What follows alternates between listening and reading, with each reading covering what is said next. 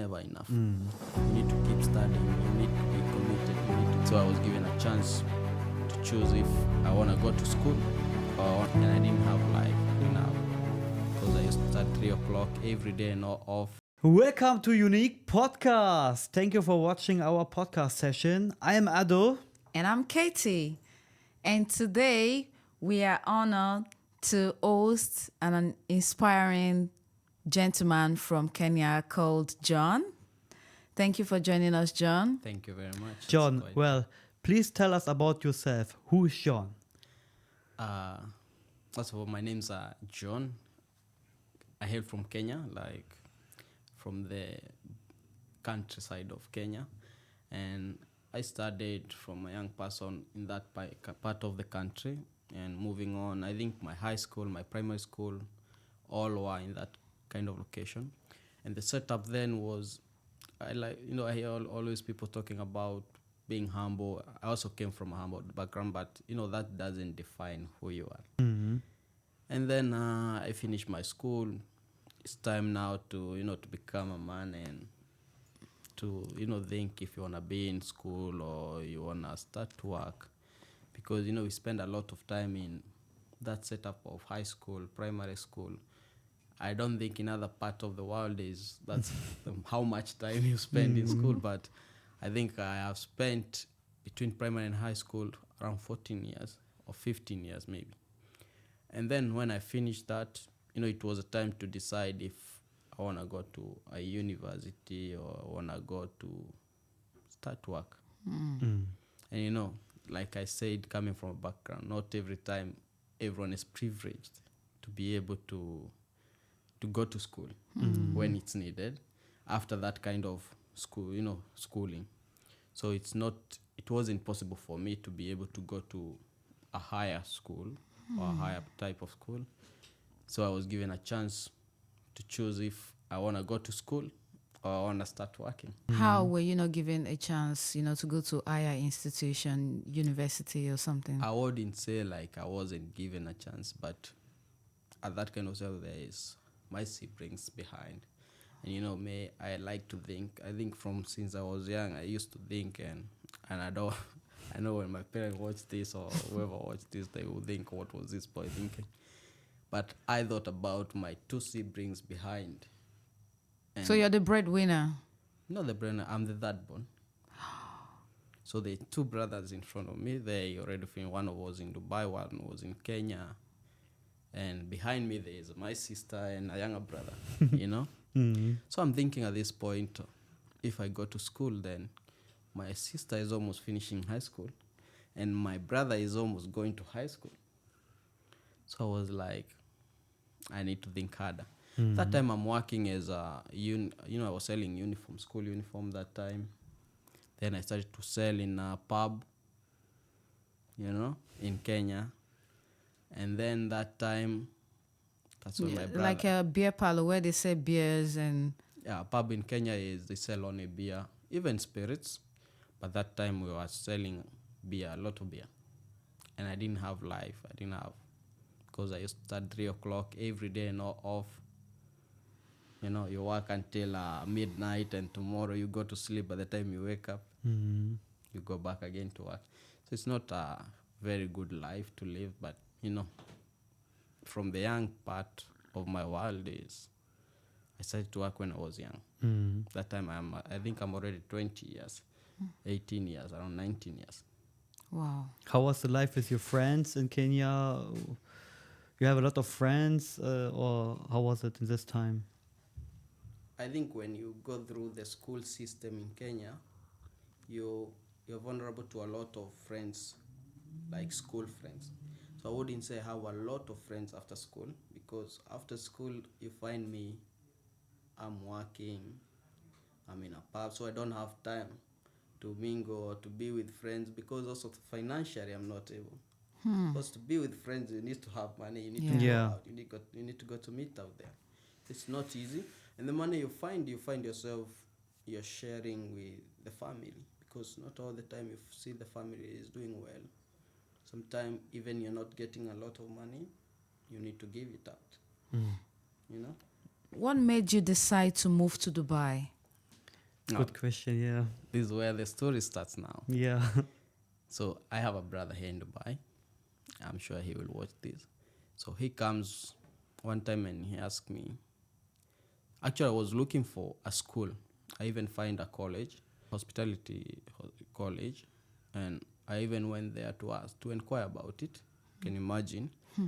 I inquire and they give me the school fee structure, and I tell my brother.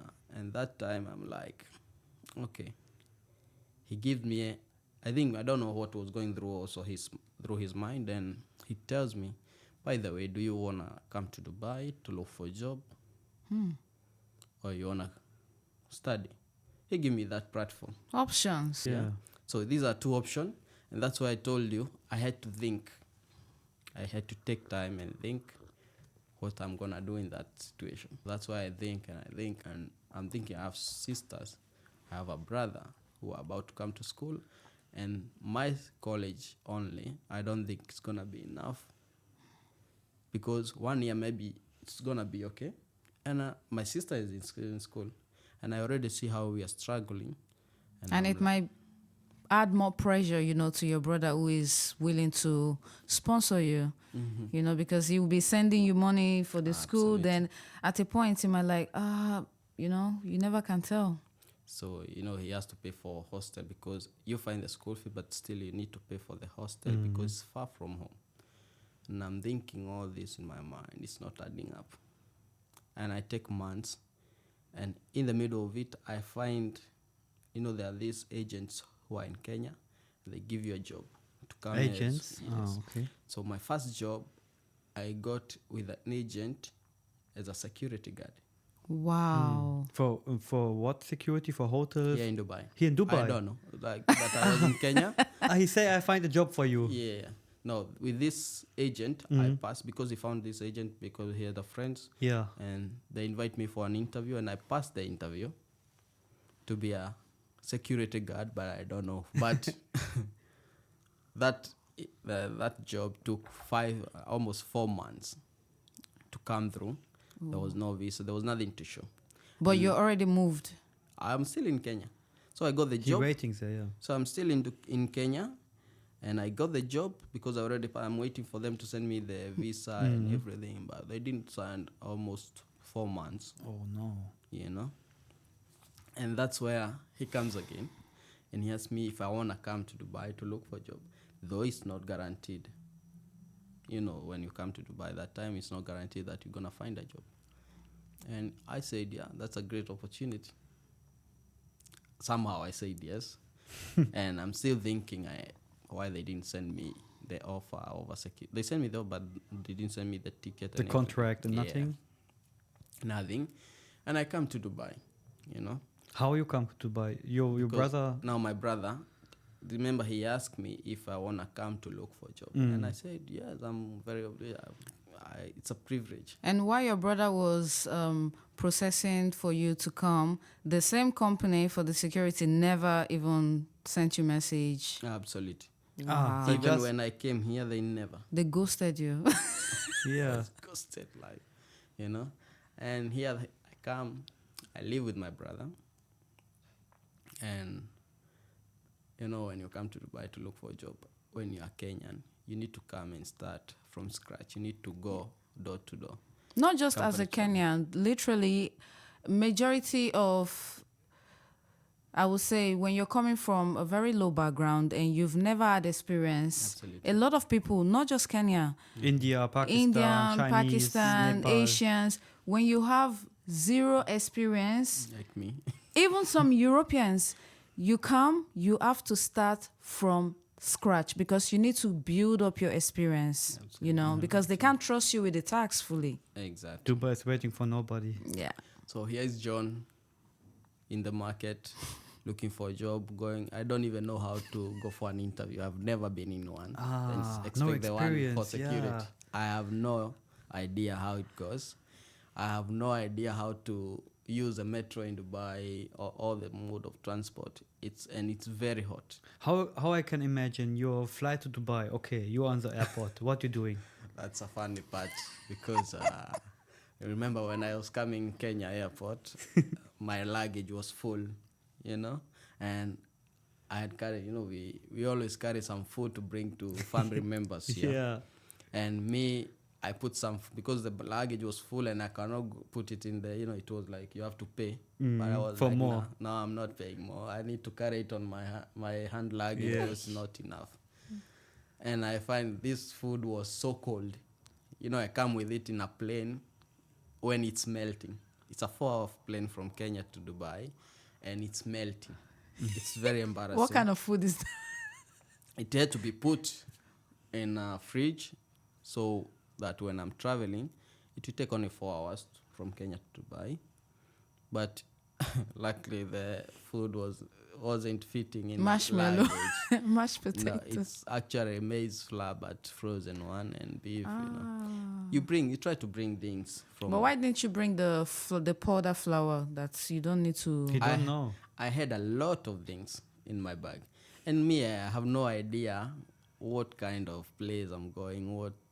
I've never even been. Who in packed a the plane. bag for you? You Your never mom. was in Dubai. Your mom packed this bag. I think your mother will pack for you. Yeah. Take this to You my need son. this one take and this to one. them. Yeah. You need to be eating good, and all these things. Survival package. Yeah. Now I'm in Dubai airport. It's so big. I think twice or 3 times Kenyan airport.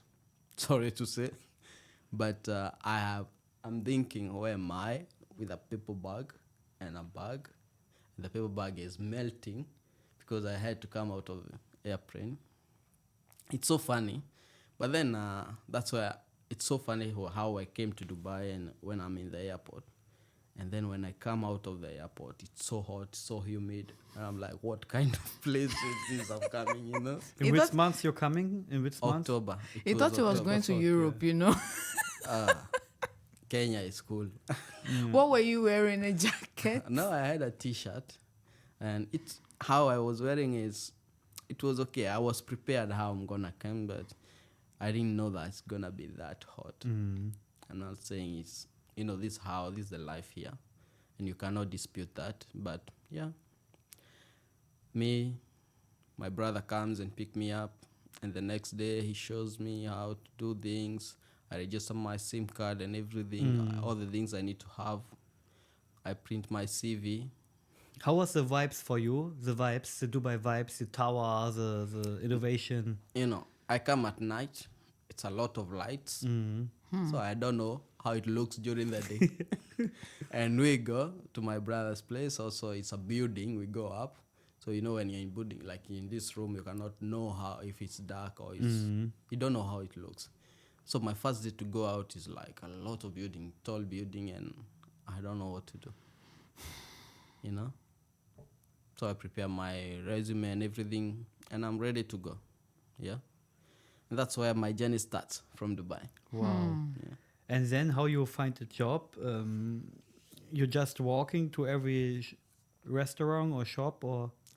Usually we call it tammacking. I think when you're going to look for a job from place to place, like you're tammacking, you're going without car or anything. You have to go from door to door. You have places. you have no idea where you're going. You're just going everywhere. You just need to know where is the metro, where is the bus station. Once I get tired, and it's scorch, like the sun is burning Tell me about outside it. here. And me, I'm walking around, and one day on a Saturday, I was working in DIFC, because usually on Saturday in DIFC they don't work on that time. No, on Friday. Sorry to say. So on Friday they don't work. So this place, I think they were cleaning. They're doing general cleaning because usually before today, Dubai weekend was Friday and Saturday. Yeah. remember. Yeah, that's true. So Sunday was a working day. So I go there on a Friday and they're cleaning, and I meet a Kenyan manager. Sorry to say. Very safe. And I give her my CV, and she tells me tomorrow come for interview. Wow. Remember, this is after a long time. This is like 1 month after searching every day. It's very humiliating when you go out. I have one question. You come with money to Dubai, or you don't have money? You just Actually, the part of money I wasn't worried about it, because my brother is Yeah, he so- take care of you. Exactly. So he actually had one NOL card, like a Metro card, and he always used to fill it up at work and give it to me. Yeah, okay. Not only that, you use the opportunity wisely, Yeah. but you never put your brother's efforts down. You Absolutely. made him proud. Absolutely. And he should be proud of you if he's watching this. Actually, he was Because a very lot of people will bring their family member. At the end of the day, they get disappointed. I'm telling you. So me, John, I have everything I need to go to look for a job. And this day I wake up early in the morning. I'm telling to God, please today, Lord, you have to make me have a job. And in that morning, I go to DIFC, and I find these people they are cleaning and everything, and I drop my CV there. And when I reach home, she invite me for interview. You know, and when I come for interview, as I told you, I've never been in any interview beyond Kenyan one. So I come there. She asked me some kind of question about food and beverage. I have no idea. I've never served any food to anyone. And I have to answer according to what I've seen in Nairobi. And what you've seen on the What TV. the kind of food I've seen. My CV is, like it has everything. I've worked in this place, but I've never worked, So I have to, let me say, it's kind of lie, but in a Fake good it till way. you make it. Exactly. Yeah. And there's something about in Africa, some of the places you don't even need CV. You get a job like this. Yeah. Probably the salary is very low, but people are always looking for helpers. And how was your first interview? What questions she asked you? So she asked me about what kind of meat I've ever seen and eaten, because there's one restaurant called Carnivore Restaurant in Kenya. I'm sure when she will be watching this, she will be laughing because it was. You said you're machum. I think I told you before, because I started to say I know the big 5 animals in Kenya, when you go for a drive. And I'm thinking, what kind of meat do you serve there? And they're saying the game. When you talk about the game meat, I'm thinking these 5 animals can be taken as meat. That's so, I don't want to say stupid, but I said an elephant. We used to cook an elephant this place. Sorry to say. Elephant meat. Yeah, and she laughed. But I think she gave me this job because she found that he is very confident when he is talking about it. And he looked like he know it, and he believe in it. And I told him, if you give me this position, I'm going to prove to you that I can work. So when she started to ask me, and I realized what I've said, I'm like, what did I just say? I'm never can be a mate. And I keep answering, and she asked me about the drinks. I know if I know coffee. That time I studied. There's something called latte, cappuccino, all this kind. So I know latte, I know cappuccino, I know everything. And she told me, okay, I will invite you for a trial. Usually when you get a job that time, you have to be, even today, when you get a job, you have to be invited for a trial to see if what you're saying, and most of the time, they're not looking because skills can be taught. Yeah, you're right. Mostly they're looking at the attitude of a person. Can you work with people? What Do you are smile? you hardworking? Do you smile? These kind of basic things that people see every day. Not even the CV. They want to hire you on person, not your background. Exactly. And my first day at job, they give me salad to cut and everything. And then they put me in a place where I have to toast the bread. It's because in DFC every day in the morning it's very busy. Everyone last floor, everyone is having coffee, toast with bread and butter, butter and honey, these kind of things. But what was it for a feeling for you when you get this opportunity from this woman? I think you was so happy? Or? It was, I had tears. I would be happy. Because I was thinking I'm not going, because it was like 1 month for me to go to Kenya. Oh, really? Yeah, it was like because remember I came 1 month, I was looking, and then I found a job at this month. My visa was ending in the middle of the next coming month. I was like, first of all, I'm not going back to Kenya. And second thing, this is an opportunity that I'm able to start. And and define who I am. And, it doesn't matter where I come, and that's where I felt wow.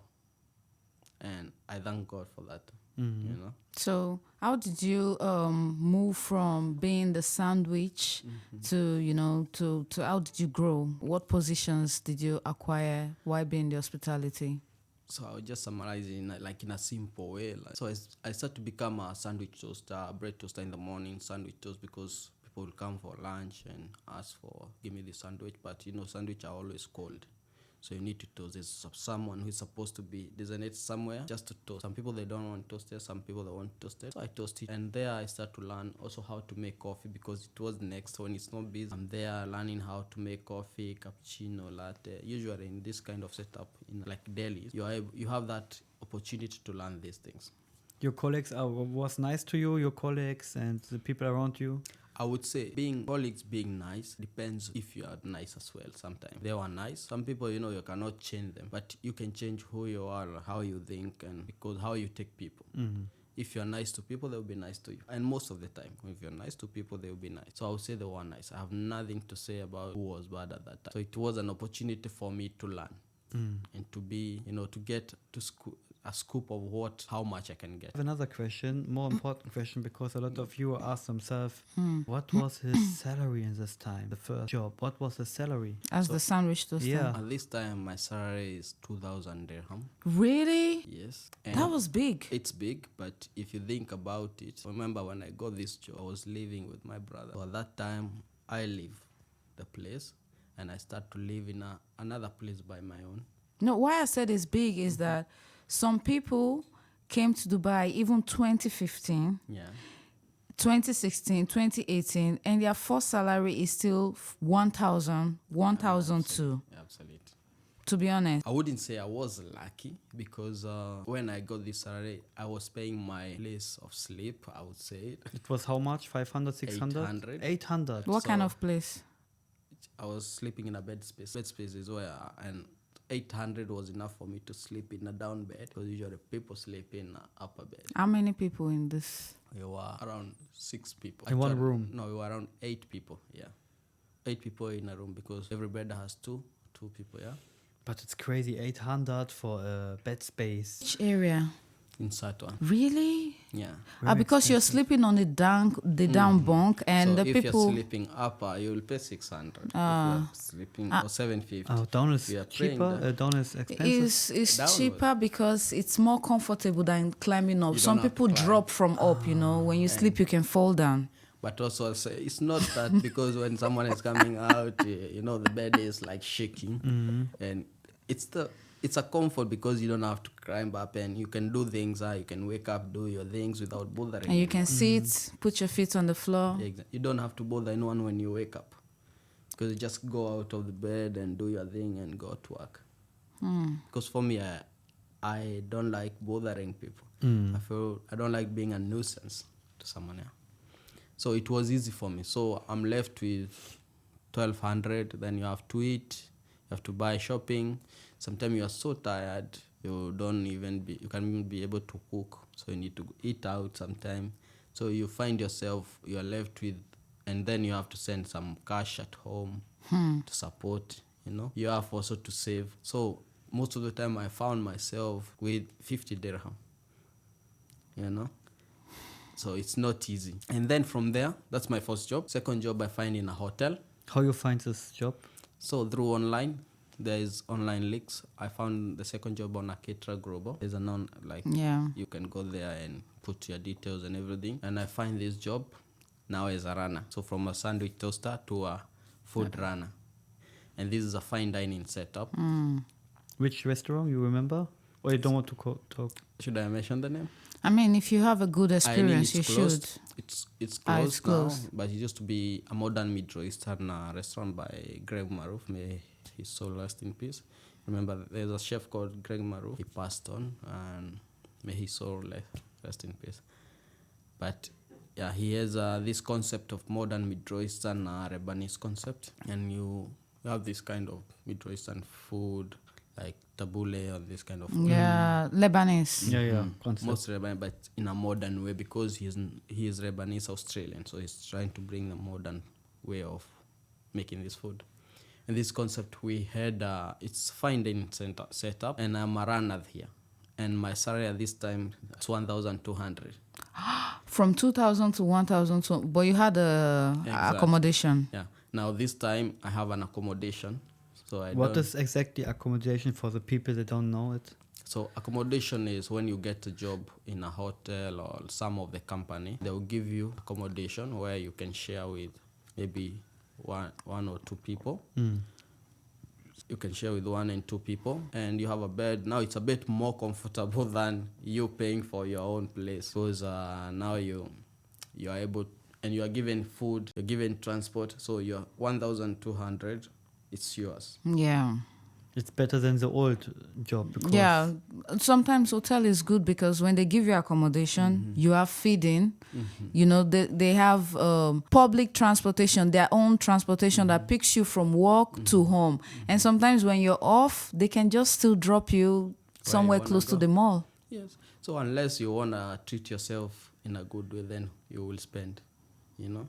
Otherwise, you can save that money and do something with it. So, yeah, this is my salary at this point, if it's about money.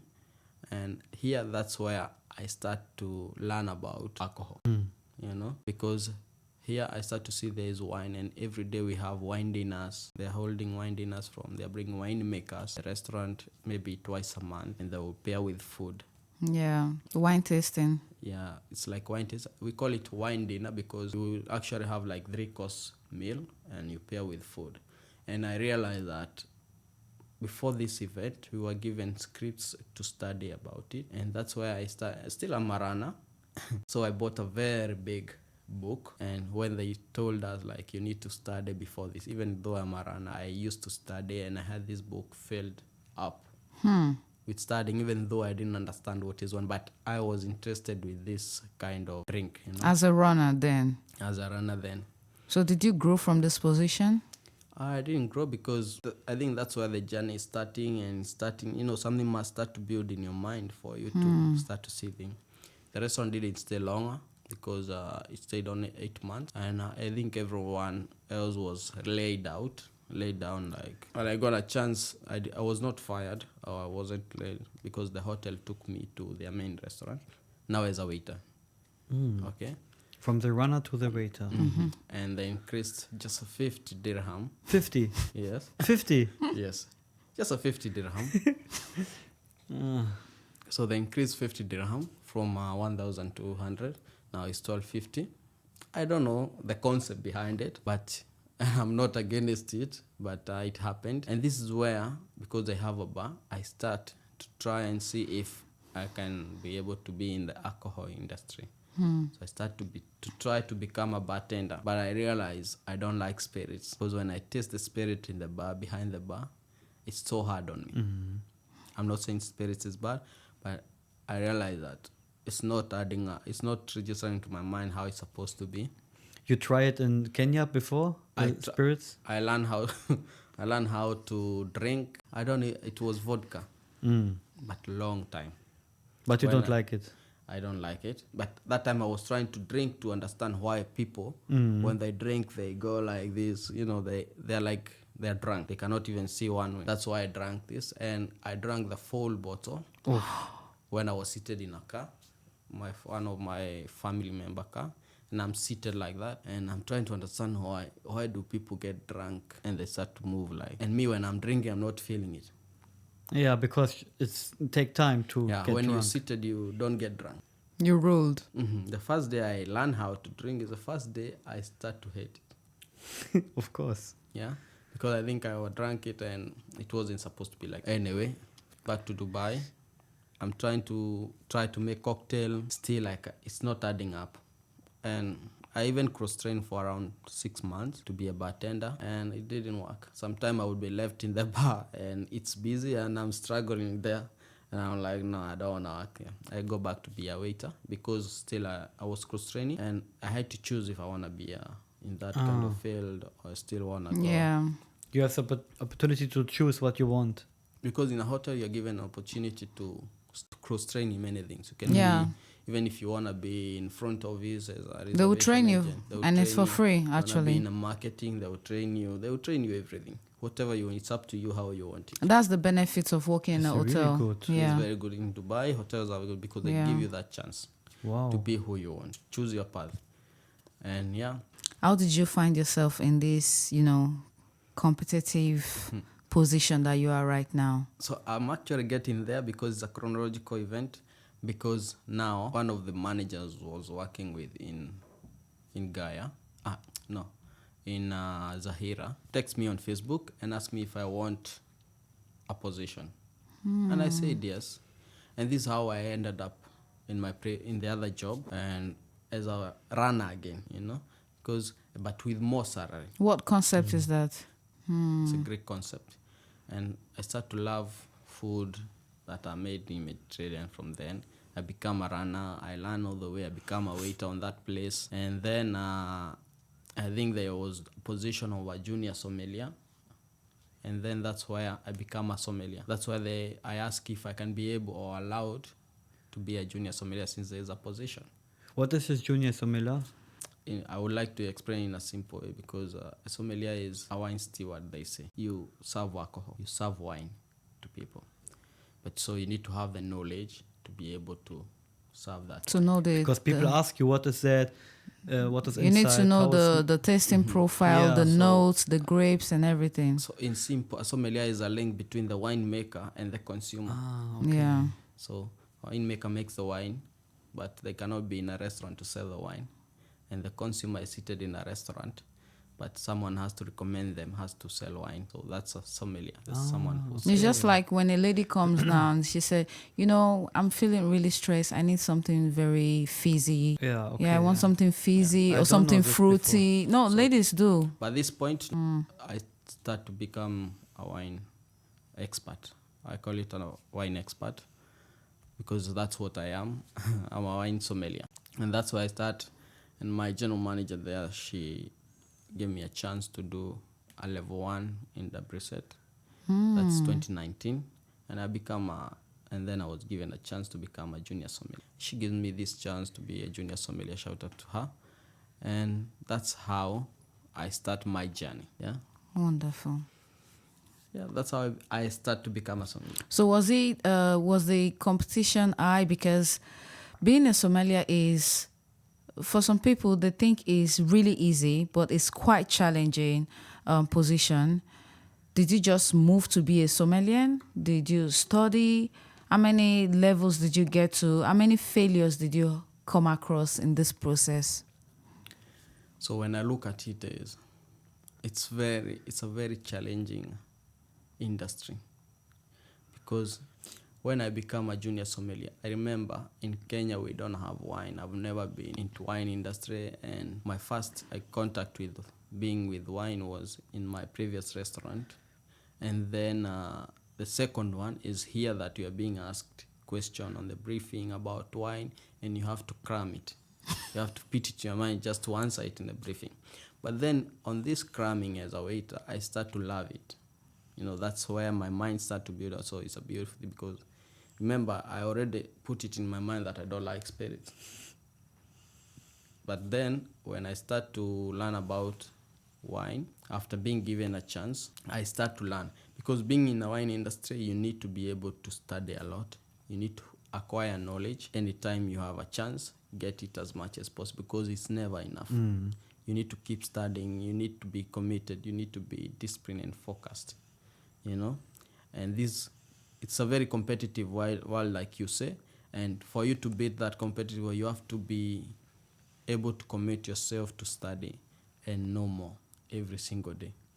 And how you study? You in the morning you study the wine, or how? Anytime you get chance. So for me, we used to have a 2-hour break between shift. So when you come in the morning, you have 2 hours before you start the next shift. Is around 6. So these 2 hours I used to take them and study. On my off days, I used to go in Dubai Mall and just order coffee half of the day, and I was spent studying about wine. So what does wine mean to you, and why does this field, why is it close to your heart? I will not say it's something that I grew up with or something that came from my past experiences or my life.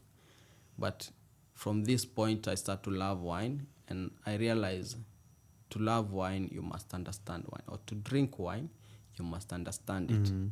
So once you want to understand it, you have to get yourself in the situation where you have to learn about it. What is it made from? Maybe the viewers, maybe someone wants to venture into the hospitality and wants to know what is wine. He's talking about wine. So wine is just, it's simply grape juice that is fermented. So you put yeast and you make alcohol, and that alcohol fermented after it, all the process that's it, because wine has to start from the harvest in the farm to the bottle. Yes. And between all that area, it's a lot of process that the winemaker is doing. So for me to explain that, it's going to be intense to people. But to summarize it, it's just wine is just a simply fermented grape juice. Yeah, simple way to explain. Yeah, but why is wine so expensive? Because some wine, you buy one glass of wine for 70 dirham, another glass of wine 50, and another one is like, it's costing you like 500 dirham for one glass.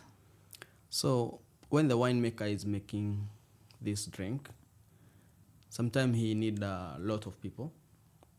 Let's start from the farm where the winemaker is making this one. You need to do all the plugging, you need to do the pruning. Before the wine become a grape, you must cater for that land you're going to plant the grape. And then you need human resource. Sometimes you need to pesticides, you need all those sprays or anything. Some people, they go biodynamic, they don't even use all these pesticide. And then you have to take this wine from the harvest, take it to the winery. You need to use a lot of people, machinery to take that wine and harvest the grape, take it to the winery. And then from the winery, you need also people who are knowledgeable and professional to make this wine. Wow. You know? And they need to make it according to the standard.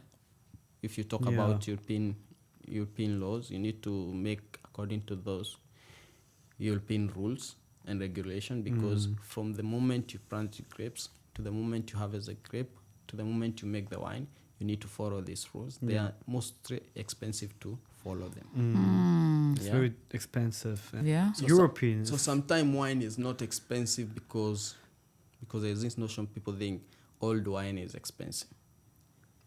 It's not mostly expensive because of that. Sometimes it's expensive because also, remember, this is a human who has put a lot of resource. It's like a business. You put a lot of resource in the business. You become patient, because some of those wines that need aging, they take even years, 8 years. Some, you hear there's a wine of, like, even I was not born, or you are not born. 20 years, 50 years. So remember, this wine has been put in a cellar for all those years to be sold. So when was this person gonna, maybe he's not even alive for him to sell this bottle. So when was this wine gonna be sold and for him to be able to earn from it? So it's a lot of process in it. And when you're interested to learn about it, you become more into it. You become wine. Every wine have a story. Every bottle has a story. Yeah. Every bottle have a story, and sometimes it's very good to hear from the people who make this wine. Because sometimes also it's also good to travel to those places and see what they are doing. And then you will understand that, I'm drinking wine that is made from this grape. Some vines are old. If you talk about the history of wine, it's a lot that you want to understand, and when you understand it, you will love it. And that's why I said, for you to drink wine, you must understand it. Wow. Was there ever a moment that you felt like, I want to give up because so much stress, so much situations, the clients, the guests, and So when I started to be a sommelier, then a junior sommelier, and shout out to my head sommelier then. She was very tough, but then sometimes the heart won't comfort. Yeah. But your mind, you have to train it to want not comfort. Go out of your comfort zone Yes. every day. Because every day we want to sleep, we want not to work, but we want good things. So I realized today, maybe that time I felt bad about it. Shout out to you, Natasha, because of you, I become a sommelier. I used to feel bad, that I had to go through the way and keep studying even when I don't understand. But What she say to you sometimes that you give you the motivation and to feel okay? no, she would give me a task. So there was one scenario, and that's why I said I used to study even in Dubai more. So it was on a Friday, before my day off, and she gave me a task and tell me go study about Bordeaux. So if you know, Bordeaux is a region in France that they make very premium, good red wines, even white wines. She tells me you need to study because if you understand this region, most of the time you will understand wine.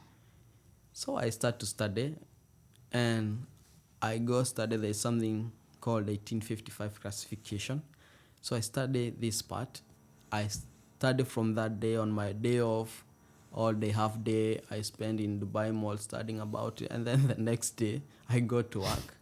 She tells me that's not what I wanted. After I filled my whole book with notes. Oh no. That's disappointing. Yeah. That's depressing as well.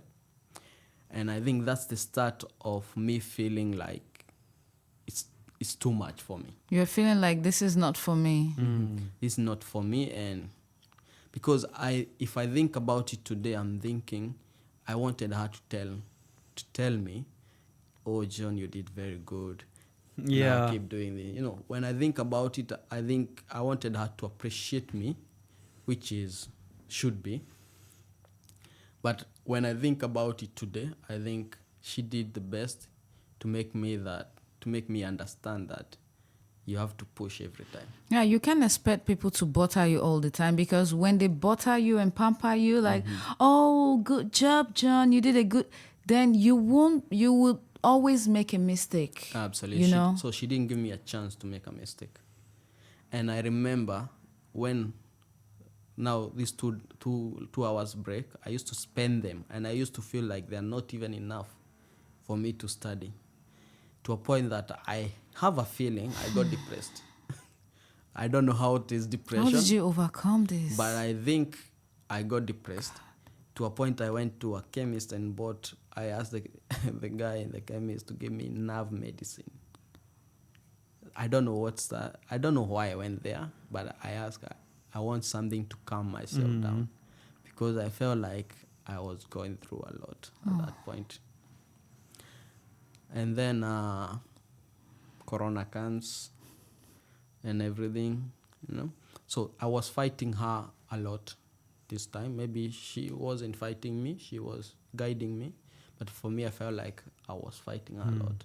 But she was your leader. She guided you. She was my leader, and I appreciate her today, because were it not for her, I don't know if I would be here or you would invite me to be here,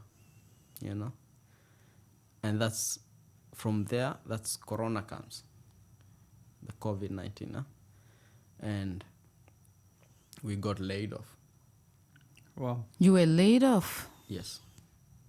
Because you remember at that time, there was all places nothing. are closed. So the restaurant business or the hotel industry was affected that much in Dubai. Yeah. But before we were laid off, we were given this time we couldn't go out of the house and everything. You have to stay in accommodation. The company actually gave us that that chance to be able to stay in the accommodation for almost 4 months. But you get money? We used to get food. We used to get I don't remember very well, but I think also we used to be paid half amount. Yeah. Yeah. We used Better to than nothing. Yeah. Better if than you were nothing. not laid off, they pay you half salary. But if you were laid off, you get only food. What is laid off? Laid off is during the Corona period, you're not fired, but they just have to cut some staffs down. Because of the cost. Yeah, because of the cost, they cannot pay full salary. So they choose some people and they tell some people, do you want to go back to your country? Do you want to go for 3 months vacation? Some people choose to go, but they never came back. And some people, if you're not lucky, you get cut off. And that's where I learned my job in Namos. Yeah. And there I become... It's funny how I got that job, because after it calmed down, like during the COVID-19, now you have to go back to search or to look for a job. So you need to go back to Tamaking, as I was saying, look for a job, apply and everything. And one of the colleague before tells me, I recommend you to one of the GM. And one day I wake up. Now there's COVID, but it's not too much. Now people can go out, they're a bit flexible. And one day I get out of the house and I go very early in the morning. And I I say to the reception, I have an interview with the general manager. And they ask, I even learned the name of the GM. So I ask, and they say you have to wait because he will come until 12. And the GM comes After 3 hours. after 3 hours and tells me, let me finish the briefing and then I come back to you. Oh no. Okay? And I say, okay, since I've been waiting since 9 o'clock, now it's around 1. Oh, I will wait 1 more hour. So the GM comes and tells me, how are you, John? I don't remember inviting someone called John for an interview. And at that point I told to him, you didn't invite me, but if you can just give me 10 minutes of your time because I'm looking for a job. And he said, no, come and we sit. And we sit down and he look at my resume and he tells me, oh, you know about wine? And I say, yes, I was a junior sommelier in my previous place. And he tells me, actually we need a wine junior sommelier also here in the company. He said he will invite me tomorrow. And I said, okay, I'll come tomorrow since I came today. And I'll come tomorrow, no problem. I have nothing to do anyway. No job, nothing, yeah. Not even a junior sommelier. My job was just to serve wine by the glass to the table. So from there, I'm learning to do inventory and all back of the house, back of the office job. As a sommelier, you have 2 words. You have to be on the floor and you have to be at the back of the house. Because actually behind the scene, it's a lot that is happening for that wine to be able to be. So I start to learn slowly when I'm pouring wine by the glass and everything. I think he got a new place and everything. I wouldn't talk for him, but I think he was ready for another journey. And yeah, he gave me and that's why I start to learn everything now in details, what goes on. I even start to handle it, and that's why I become a sommelier. To a point, I become a senior sommelier in that company. It took me 2 years. It was fatigue, because if I think of today, I was so fatigued by this place. But at the end of the day, it's something that is positive to me because I learn a lot. I meet a lot of people and a lot of suppliers, a lot of events for wine tasting I attended. It gave me a chance to be someone, Really nice story.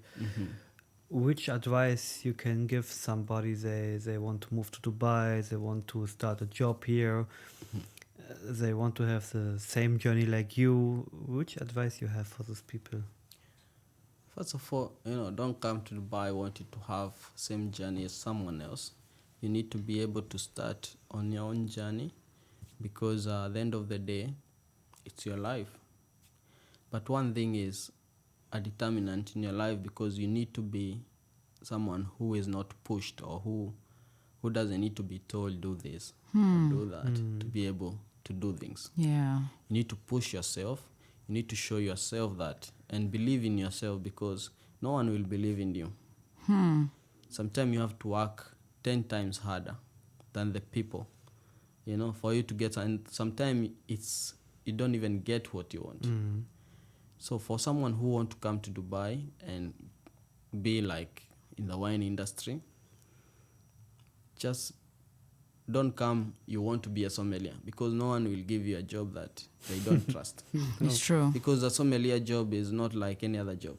Like I can trust you to stand in front of a client and explain them about wine.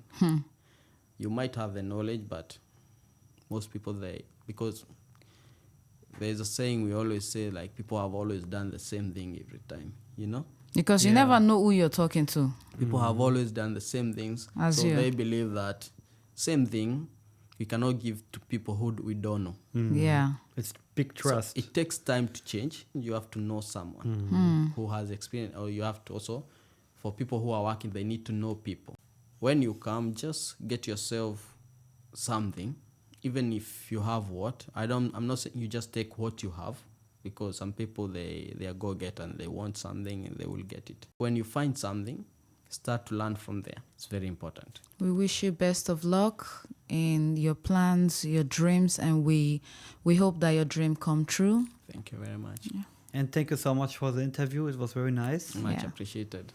Yes, and please make a comment, subscribe our channel, and when you have some question about his life, write it in the comment section.